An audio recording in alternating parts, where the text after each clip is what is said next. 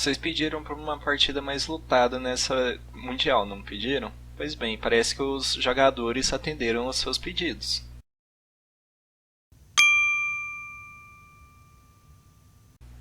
Olá a todos, meu nome é Heitor Carvalho e sejam muito bem-vindos à Central do Xadrez para a análise da terceira rodada do Campeonato Mundial de Xadrez de 2016, partida que foi jogada no dia 14 de novembro de 2016, em que o Magnus Carlsen estava jogando com as peças brancas e o Sergei Karyakin estava jogando com as peças negras. Pois bem, depois das duas primeiras rodadas nós tivemos 2 empates, então ambos os jogadores estão com 1 ponto cada um. Ok, nessa partida Magnus Carlsen com as peças brancas começou com E4. Karyakin respondeu com E5, cavalo F3, cavalo C6, bispo B5, abertura espanhola, cavalo em F6, defesa berlinesa. Roque branco, cavalo toma E4, parece que as negras ganharam peão, só que isso é bem momentâneo. Torre em E1, começando a incomodar aqui em cima dessa coluna E. Cavalo tem que sair de E4, ele decide ir para D6. E aqui as brancas capturam cavalo toma E5, ameaçando no próximo lance, se as negras não fizerem nada, cavalo toma C6, cheque descoberto, ganhando a dama em D7. Pois bem, para evitar isso, as negras jogam bispo em E7. Dessa forma elas bloqueiam a ação da torre. A torre não pode mais dar cheque aqui no rei negro de forma descoberta. E, além disso, liberam o lance cavalo toma B5, ameaçando ganhar um bispo aqui em B5. Por causa disso, as brancas recuam com seu bispo para casa F1. Cavalo toma cavalo, torre toma cavalo, roque das negras, D4, bispo em F6. E aqui a gente tem uma situação interessante. Segundo a minha base de dados de partidas, nós tivemos 529 vezes em que o lance torre em E1 foi jogado. Inclusive, uma delas foi na 8ª rodada do Mundial de 2013, entre o Magnus Carlsen e o Anand. O Carlsen estava jogando com as peças brancas. Quer dizer, o Carlsen já jogou essa posição aqui, ele tinha jogado torre em E1. Porém, o Carlsen hoje decidiu jogar torre em E2. Posição que foi jogada apenas 2 vezes na história, segundo a minha base de dados. O que eu acho um lance um tanto quanto duvidoso, já que você botando a torre em E2 ou torre em E1, para a torre não faz muita diferença. Só que torre em E2 está bloqueando a ação do bispo branco, então para o bispo faz diferença. Me parece que o lance torre em E1 é um lance mais ativo. Mas o lance torre em E2 surtiu um efeito no Karyakin, tanto é que ele gastou meia hora depois desse lance. Até esse momento, ambos os jogadores gastaram apenas menos de 5 minutos cada um, só que depois de torre em E2, o Karyakin gastou meia hora. Então, torre em E2 surtiu um efeito no Karyakin. Pois bem, as negras responderam com o lance B6 e agora as brancas jogaram torre em E1, o que me faz interrogar de novo. Por que você jogou torre em E2 para depois jogar torre em E1? Sim, torre em E1 faz sentido, parece ser o melhor lance aqui, porque abre caminho para o bispo, né? Impede o desenvolvimento do bispo em A6, que poderia causar um incômodo para as brancas. Só que você podia ter jogado em E1 antes, então por que não? Né? Por exemplo, na partida entre o Kovalenko e o Tomici, jogada em 2014, foi jogado o lance bispo em F4, que para mim faz um pouco mais de sentido. Bem, você jogou torre em A2, vamos desenvolver uma peça agora, né? Mas, ok, quem sou eu para criticar Magnus Carlsen? Ele decidiu jogar torre em A2 depois torre em A1, que ele seja feliz com sua coroa com essa sequência de lances. Bem, as negras jogaram torre em A8, propondo a troca de torres, bispo em F4, torre toma torre, dama toma torre, dama em E7, propondo a troca de damas, dama toma dama, bispo toma dama. E agora as brancas jogam cavalo em F3, desenvolvendo seu cavalo e abrindo caminho para a torre branca desenvolver também. Bispo em B7, desenvolvendo o bispo e também abrindo caminho para o desenvolvimento da torre.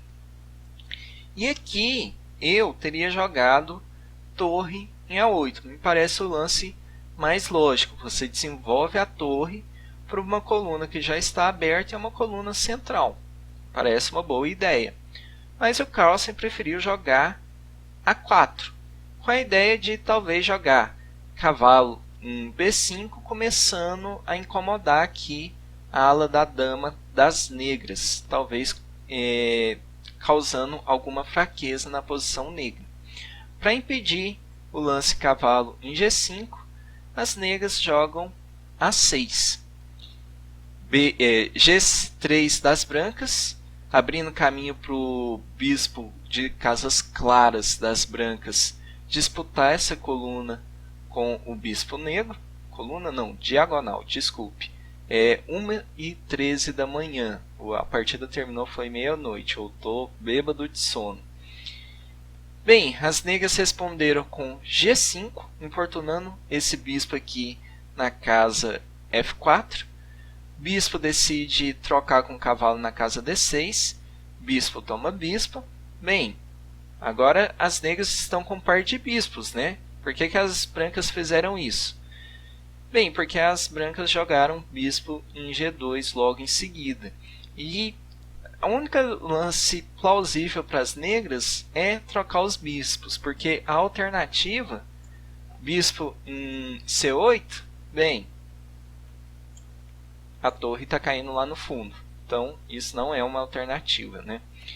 Então, bispo toma bispo, rei toma bispo, F5, começando a aumentar o espaço negro na ala do rei, cavalo em D5, com a ideia de jogar em E3, atacando o peão de F5, o rei negro vem ao resgate desse peão, rei em F7, cavalo em E3, rei em F6, defendendo o peão de F5.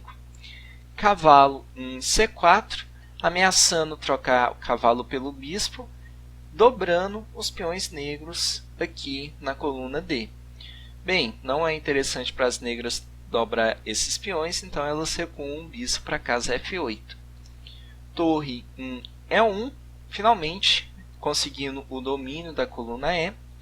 Torre em D8, com a ideia de já defender aqui o peão de D7 de um eventual cavalo em E5, atacando o peão de E7. As negras não estão muito afim de avançar esse peão no momento, então elas já adiantam a defesa dele. F4 das brancas, G toma F, G toma F, B5 das negras, começando a cutucar esse cavalo aqui. As negras querem tirar o cavalo aqui de C4, peão toma peão, peão toma peão, finalmente o cavalo volta para casa E3. Aqui as negras montam uma bela estrutura de peões com seus peões, um apoiando o outro. Rei em F3, trazendo o rei para o centro do tabuleiro, trazendo o rei para ajudar nas operações. E aqui, já que as brancas não estão mais ameaçando o lance cavalo em E5, bem, a torre negra aqui não é mais necessária, então ela pode procurar dominar a coluna A, que é o que ela faz. Torre em A8. As brancas têm a mesma ideia, dominam a coluna G, torre em G1. E aqui nós temos um demonstrativo da diferença de humor dos jogadores entre das duas primeiras rodadas para essa. Nas duas primeiras rodadas nós vimos partidas que os jogadores já foram para o empate logo de cara, né? Eles não tentaram forçar muito a situação. E aqui o Karyakin tinha a chance de repetir a receita, né? Forçar um empate com o lance bispo em H6. Com esse lance, bem, as brancas não estão conseguindo entrar aqui pela coluna G na posição negra, né? E caso as negras tentassem jogar alguma coisa aqui na primeira fila, bem, as negras só jogariam bispo em F8. Quando a torre voltasse aqui para a coluna G para tentar entrar na posição negra, as negras só jogariam bispo em H6 de novo e acabaria repetindo a posição. Outras alternativas que não fossem as brancas ficarem jogando aqui na primeira fila, por exemplo, B3. As negras jogariam o lance B5, começando a fechar já aqui a ala da dama, né? Torre em A1, torre em A2, e a gente pode perceber que nenhum dos dois lados consegue mais forçar a posição. A posição está começando a ficar bastante amarrada. Então o Karyakin tinha a opção de tentar forçar esse empate, jogando bispo em H6, protegendo aqui a coluna G, além de jogar depois o lance D5, bloqueando aqui a ala da dama.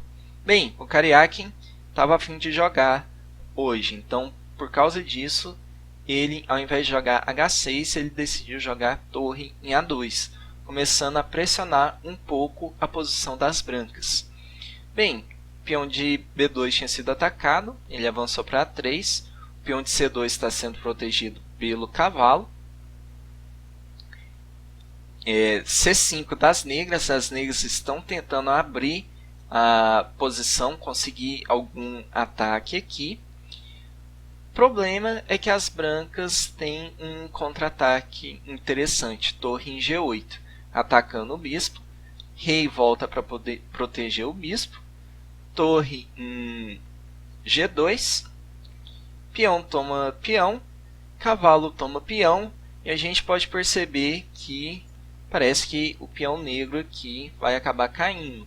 Bem, as negras foram ousadas de ir para cima na posição, só que vão acabar perdendo um peão nessa posição. Então parece que no final das contas as negras vão ficar em desvantagem. Bem, já que eu vou perder esse peão, que eu perca ele de uma forma que prejudique as brancas, né? Os peões brancos aqui em C2 e B3 estão muito bonitinhos, um ligado com o outro, um protegendo o outro. Então eu jogo o peão em D3, desligando os peões brancos, né? Causando uma debilidade na estrutura de peões das brancas. As brancas ainda têm um peão de vantagem, só que a vantagem das brancas não é tão grande igual seria com os peões ligados aqui. Pois bem, com isso existe a proposta de troca de torres, mas as negras estão com um peão de desvantagem, então não é muito interessante para elas trocar as torres no momento.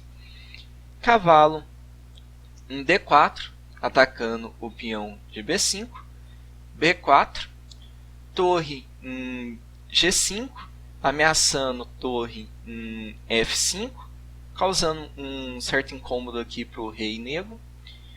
Torre em B1, torre em F5, rei tem que sair para casa E8, torre em B5, de novo ameaçando algum incômodo aqui para o rei negro na casa G8. Torre em F1, cheque, cheque é preciso respeitar. Rei em E4, torre em E1, cheque novamente, o rei se protege atrás do seu próprio peão. Rei em F5. E aqui parece que as negras vão conseguir retomar o peão de desvantagem que elas têm, né? Torre em E3 e quem poderá proteger esse peão? Bem, existe no xadrez uma coisa chamada tático, né? E é com o tático que a gente vai dar conta de proteger esse peão. Torre em E5, cheque, rei sai, torre em D5. E agora, se você quiser capturar esse peão, eu recapturo aqui na casa E7 e a gente fica kit. Bem, é isso que acontece. Torre toma peão, torre toma peão. Rei foge do cheque. Torre recua para D5. E novamente, as brancas estão com um peão de vantagem. Mas não acabam as ameaças das negras. As negras novamente ameaçam mais um peão. Torre em H3 ameaça o peão de H2. E agora como que as brancas vão poder defender esse peão, né? Pois bem, eu dei a dica na última ameaça negra. Eu quero que vocês parem o vídeo e pensem um pouquinho como as brancas podem defender esse peão. Bem, já que vocês pararam o vídeo, só me resta dar a resposta para vocês, né? Torre em E5, cheque. Rei tem que sair do cheque. E a torre volta para defender o peão de H2. Torre em E2. As negras jogam bispo em G7. E agora, o cavalo que estava defendendo aqui o peão de B3 se encontra atacado. Ele vai precisar sair daqui. E quando ele sair, parece que esse peão vai cair, né? A torre negra está atacando o peão de B3. Bem, como que as brancas vão dar conta de tentar manter essa vantagem de um peão que elas têm? O cavalo tem que sair de qualquer maneira, então ele vai sair para cavalo em C6. Acontece que aqui em C6, o cavalo está ameaçando ganhar o peão na casa B4, além de jogar cavalo em D8, incomodando aqui o rei negro, né? Esse rei está começando a ficar sem casas para jogar. Um rei ficando sem casas para jogar, parece que ele está convidando um checkmate em cima dele. Então, a situação das negras pode começar a ficar complicada por causa disso. Bem, para tentar evitar essa situação, as negras respondem o lance cavalo em C6 com lance torre em H5. Elas não capturam o peão de B3 imediatamente porque parece que ele está envenenado, né? Um cavalo de Troia. Torre em H5, o rei tem duas opções de jogada. Ele pode ir para casa E4 ou G4, onde jogar. Bem, se o rei for para casa E4, as negras vão jogar torre em C5, atacando o cavalo. Cavalo em D8, cheque. E agora as negras podem jogar rei em E7, porque o rei branco está bloqueando a ação da torre branca. Então o rei pode sair daquele cantinho, daquele cárcere que ele estava ficando aqui, né, que estava ficando perigoso para ele, e começar a ameaçar o cavalo aqui em E7. Agora é esse cavalo que está ficando sem casa. Talvez as negras ganhem esse peão. Então, por causa disso, ao invés de jogar rei em E4, as brancas decidem jogar o lance rei em G4. Bem, as negras continuam com o plano, torre em C5, cavalo em D8, e agora as negras não podem mais trazer seu rei para casa E7, né? Elas continuam limitadas a essa área do tabuleiro. Vale só um comentário aqui. Por que as brancas não quiseram capturar o peão na casa B4? Bem, parece que elas vão ganhar um peão, né? Só que isso não é verdade. As negras conseguem recapturar esse peão com facilidade. Torre em B5. As brancas jogam torre em E4 para tentar defender o cavalo e indiretamente o peão. Só que depois de alguns lances, as negras dão conta de forçar que o cavalo saia aqui da casa B4 e retomam o peão na casa B3. As brancas se encontram numa situação que a melhor alternativa é propor a troca de torres e de repente a posição se simplifica demais, né? As brancas têm ainda um peão de vantagem, só que elas têm um cavalo contra um bispo. O bispo numa posição aberta como essa se torna uma peça muito ativa, se torna uma peça muito superior ao cavalo. Então pode ser que as negras tenham facilidade em se defender desse peão de vantagem das brancas. Então, para evitar essa situação que não parece tão interessante, as negras decidem jogar o lance cavalo D8, manter o cavalo e o bispo no tabuleiro, não ter troca de torres, manter todas as peças que ainda estão no tabuleiro, para assim forçar a posição em cima das negras e tentar avançar esse peão. Bem, as negras jogam rei em G6, cavalo em E6, ameaçando ganhar a torre aqui em C5 e trocar o cavalo pelo bispo aqui em G7. Eu falei agora que o bispo em posição aberta é muito superior ao cavalo, né? Então nada mais natural do que nessa situação você querer trocar o seu cavalo pelo bispo do adversário. Pois bem, o problema é que as negras têm um pequeno golpe tático aqui que vai evitar a perda da torre e a troca do cavalo pelo bispo, que é o lance H5. H5 força que o rei branco retorne para a terceira fila, rei em F3. Com isso, as negras dão conta de dar cheque na terceira fila com torre em C3. O rei tem que sair novamente. E agora as negras têm o tempo suficiente para tirar o bispo da casa G7, evitando a troca do cavalo pelo bispo. Bispo em F6, a situação fica não tão desfavorável para as negras. As brancas continuam com torre em E3. Existe uma pequena oferta de troca de torres aqui. As negras avançam seu peão para a casa A4, começando a avançar esse peão, ameaçando trazer esse peão aqui para promoção, né? Caso o peão de H2 suma do tabuleiro misteriosamente, né? Com algum ataque fulminante em cima dele. Para evitar que esse peão negro comece a avançar demais, comece a ficar perigoso demais, as brancas jogam o lance H3.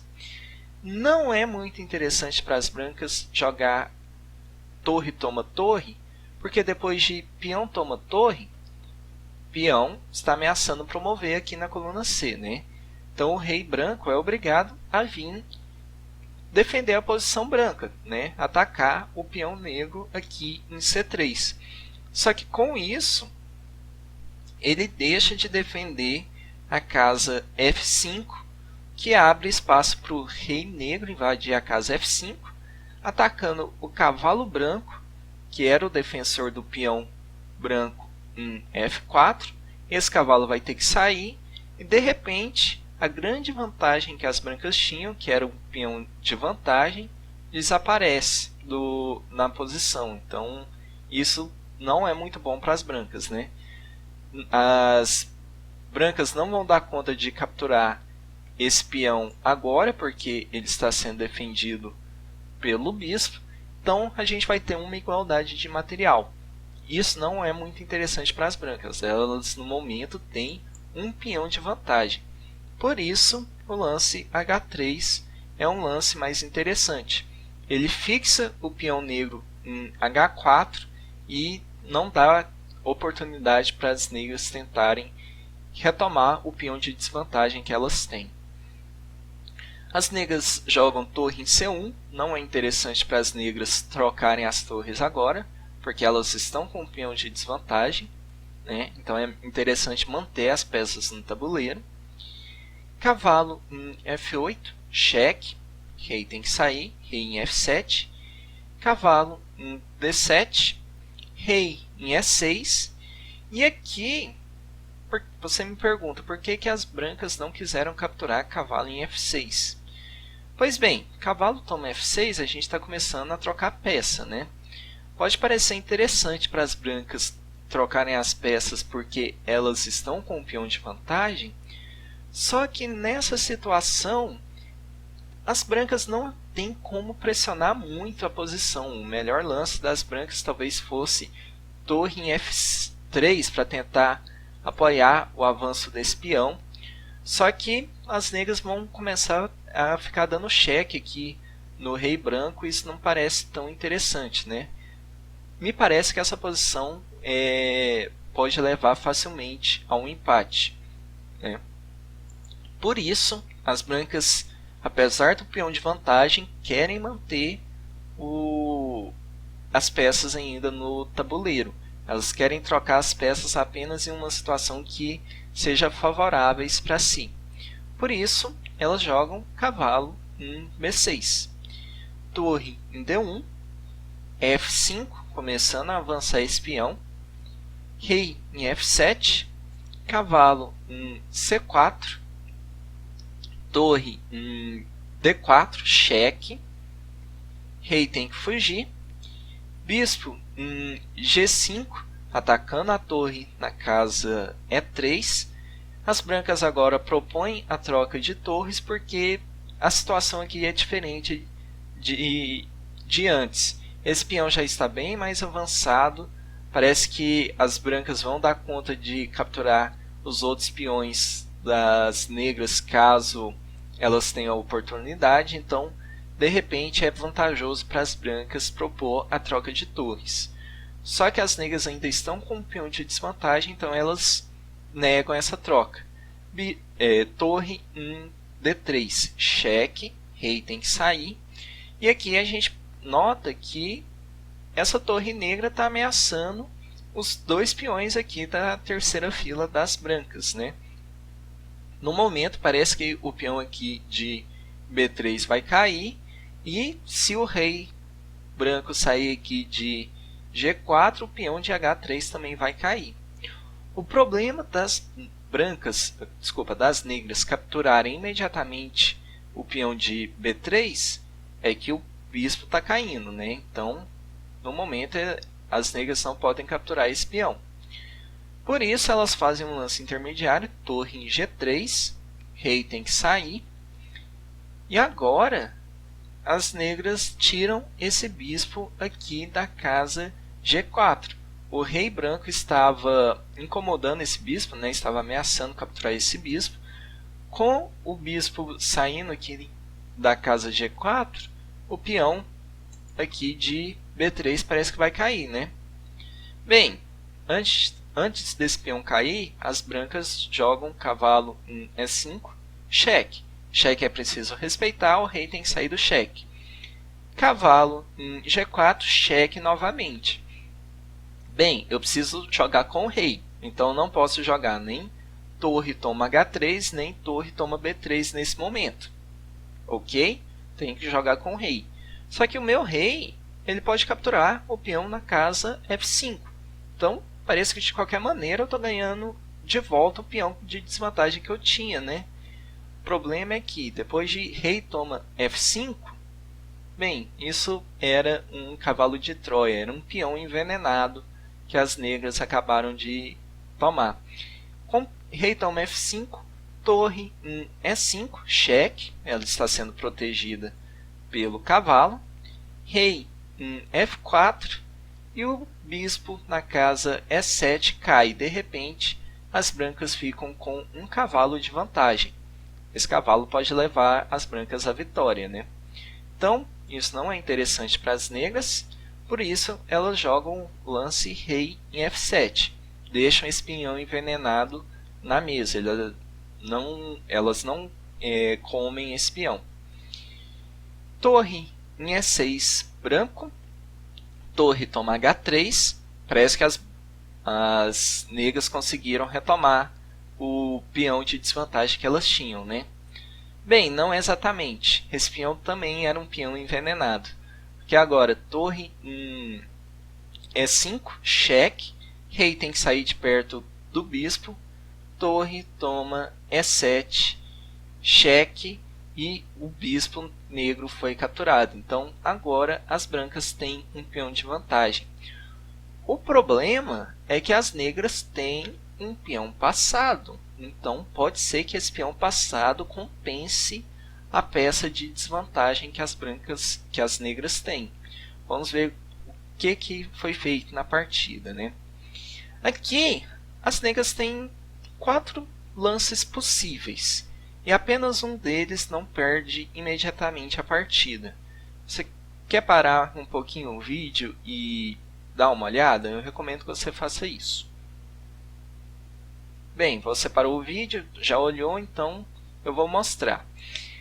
Rei em H8 não é possível, porque as brancas jogam cavalo em C6, cheque, cavalo em G6, né? Cheque, rei em G8, F6, torre toma peão, torre em G7, cheque mate. Então não é possível as negras jogarem rei em H8.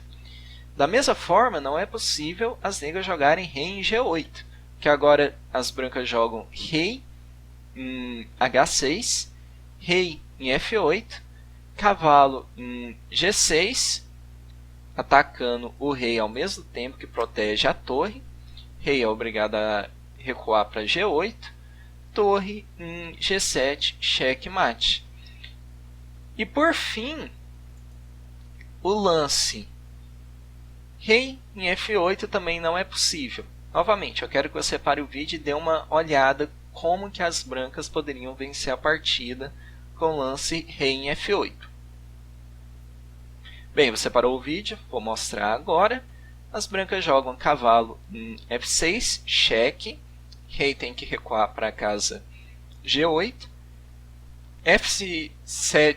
F6 branco, torre toma peão, torre em G7, cheque mate. Então, nenhuma dessas 3 alternativas é possível para as negras. O único lance possível é rei em F6. Ataca a torre e o cavalo ao mesmo tempo. Cavalo em C6, defendendo a torre em E7. E agora parece que as negras finalmente vão poder capturar aquele peão de B3, né, que elas estão querendo capturar há tanto tempo.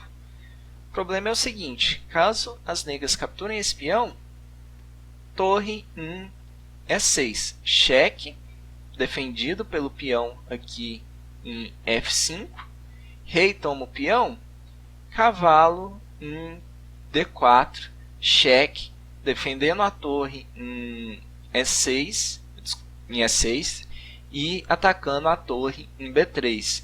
O rei negro vai ter que sair para casa F4, a torre negra em B3 vai cair. Então as negras não podem capturar o peão em B3 agora. Por isso elas capturam o peão em F5 com o rei. Ok, agora as brancas têm um cavalo de vantagem, as negras têm um peão em troca do cavalo, só que é um peão passado. É um peão bastante perigoso, então as brancas vão ter que tomar cuidado com ele se elas não quiserem cometer um vacilo feio, né? Cavalo em A5, torre em H1, torre em B7, ameaçando aqui o peão em B4, torre em A1, atacando o cavalo lá em A5, torre em B5, defendendo o cavalo ao mesmo tempo que ataca o rei aqui em F5, desculpe. Rei em F4, torre toma B4, cheque novamente, tirou o peão de vantagem que as negras tinham, né? Rei em G3 e de repente esse rei está em uma posição muito boa para apoiar o avanço, a marcha, né, do peão negro para a coroação. Então a situação das brancas, apesar de ter uma peça de vantagem, não é muito favorável nesse momento. Torre G4, cheque, rei F2, cavalo C4, branco, e agora as negras começam a marchar com esse seu peão. Para evitar que esse peão promova, as brancas têm que trazer sua torre para a coluna H. Só que com isso, o rei volta para a coluna G, apoiando a marcha do peão. As brancas novamente vão ter que expulsar esse rei da coluna G, o rei sai da coluna G, e aqui acabaria repetindo-se a posição na partida, porque depois de torre em H4, o rei retorna. Para evitar isso, nessa situação, depois de 78 lances e 6 horas e meia de partida, ambos os jogadores concordam em empatar. Só que ao contrário dos dois empates anteriores, foi um empate bastante jogado, 6 horas e meia de partida, 78 lances jogados. Os jogadores estavam bastante cansados no fim da partida, e eu também, porque eu acompanhei às 6 horas da partida. A partida terminou meia-noite, horário de Brasília, 10 da noite, horário de Nova York, onde a partida está sendo jogada, e agora são 1 hora e 40 minutos da noite, para mim, da madrugada na verdade, né? Então eu estou há quase 8 horas analisando, encarando essa partida para tentar entendê-la da melhor forma possível. Bem, foi uma partida bastante interessante, eu gostei da ação dos dois jogadores, mostra que ambos estão interessados em vitórias, não querem empates rápidos. Nas duas primeiras partidas eles estavam apenas se estudando mesmo, e agora o torneio começa de verdade, né? Logo logo a gente deve ter o nosso primeiro resultado decisivo. Não foi hoje, o Carlsen teve uma chance forte de vencer essa partida, só que o Karyakin conseguiu neutralizar muito bem a situação, que mostra que ambos os jogadores estão muito bem preparados para esse torneio. Então, próxima rodada vai ser amanhã, na verdade hoje para mim, dia 15 de novembro de 2016, e eu vejo vocês na análise da quarta rodada do Campeonato Mundial de 2016. Então deixe de deixar seu gostei nesse vídeo e tchau!